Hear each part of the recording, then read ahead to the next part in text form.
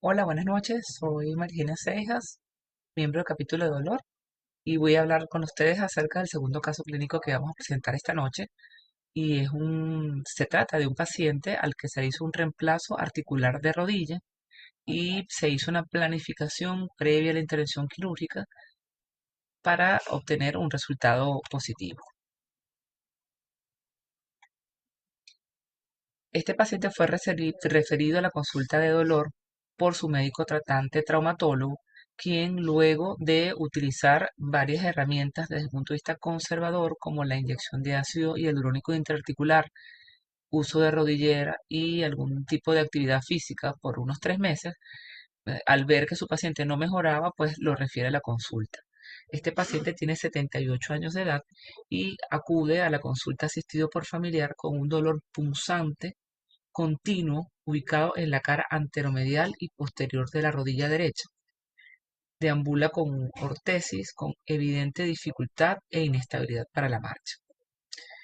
El paciente tiene como antecedentes o comorbilidades de importancia ser hipertenso en control, padeció hace unos 10 años una patología oncológica, un adenocarcinoma de próstata, y actualmente, después de sus controles que se realiza todos los años, se encuentra libre de enfermedad. No es alérgico a ningún medicamento. Al preguntarle cuál era la intensidad de su dolor, comprendimos que en reposo tiene una intensidad de dolor de un 6 sobre 10 y cuando se pone en movimiento, cuando se pone de pie, cuando desea permanecer periodos prolongados a los 30 minutos de pie, este nivel de dolor se eleva de 8 hasta 10 puntos, lo que quiere decir que es un dolor de fuerte intensidad que limita al paciente. Durante el examen físico, el paciente refiere dolor no solamente en la cara anterior, sino en la cara lateral y en la región de muslos por la parte anterior y posterior. Se realizan algunas pruebas para identificar si hay dolor relacionado con la banda iliotibial, como el test de Over, el test de Nobel y el test de René, todas pruebas que dieron positivas, y las bursas de inserción, tanto proximal como distal, también resultan muy dolorosas. Adicionalmente, se evidencian múltiples puntos gatillo en recto femoral, en músculos glúteos medios, en isquiotibiales y en el área de los gemelos. También refiere dolor a la rotación externa e interna bajo los test buscando dolor de origen sacroiliaco y refiere dolor en esa zona. El paciente luego es analizado por una junta médica que está conformada por nutricionistas, fisiatras, internistas y medicina del dolor.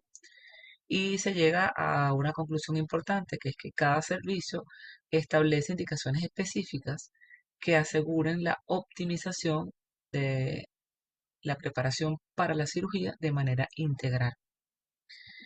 La optimización física se basó en el fortalecimiento muscular dirigido y un ajuste dietético según el paciente. En segundo lugar, se establece que la modulación del dolor es fundamental para que el paciente pueda continuar con los pasos a seguir, y la intervención propuesta fue radiofrecuencia ablativa de nervios geniculados previo a la cirugía. Y lo siguiente es, una vez optimizado estos dos conceptos iniciales, se inicia la prehabilitación con un acondicionamiento intensivo para maximizar la tolerancia de la cirugía de reemplazo articular. El paciente es llevado a quirófano. Acá vemos unas imágenes fluoroscópicas de lo que le hicimos, con un primer target sobre los nervios geniculados superomediales e inferomediales. El segundo objetivo, el nervio del vasto medial. El tercer objetivo, nervios geniculados superolaterales. Y el nervio recurrente fibular. Obtenemos una reducción de un 60% del dolor, y posterior a una semana del procedimiento, el paciente inicia la prehabilitación tras la radiofrecuencia. Y al mes y 15 días de haber realizado todo el esquema propuesto por el Servicio de Medicina Física y Rehabilitación, que consistió en asistir 3 veces por semana con tarea casa para seguir realizando su actividad, el paciente se encuentra en condiciones óptimas para planificar una intervención quirúrgica definitiva de reemplazo articular. Durante la evaluación preanestésica, el paciente expresa una negativa absoluta a recibir abordaje axial. La técnica anestésica seleccionada entonces es la anestesia total intravenosa con agentes de inducción como el propofol y el fentanil. Una vez anestesiado el paciente, se procede a realizar la técnica de bloqueo nervioso con guía ecográfica abordando dos componentes importantes. Uno, el componente anteromedial y luego el otro componente posterolateral. Se obtiene el primero con el bloqueo del canal de los aductores, que se realiza con una guía ecográfica con sonda curva, con mucho cuidado con las medidas de antisepsia que se iban a utilizar. Se utiliza una sonda curva, aguja ecogénica y con abordaje en plano se administra una mezcla con levobupivacaína al 0,375% más dexametasona.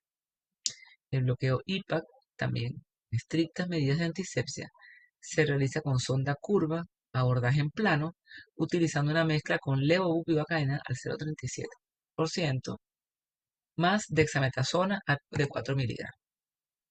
En sala de recuperación, el paciente refiere dolor, una escala visual análoga de 5/10 y se le administra un rescate de morfina de 4 miligramos. Una vez que egresa del área de recuperación en hospitalización, se encuentra en condiciones estables.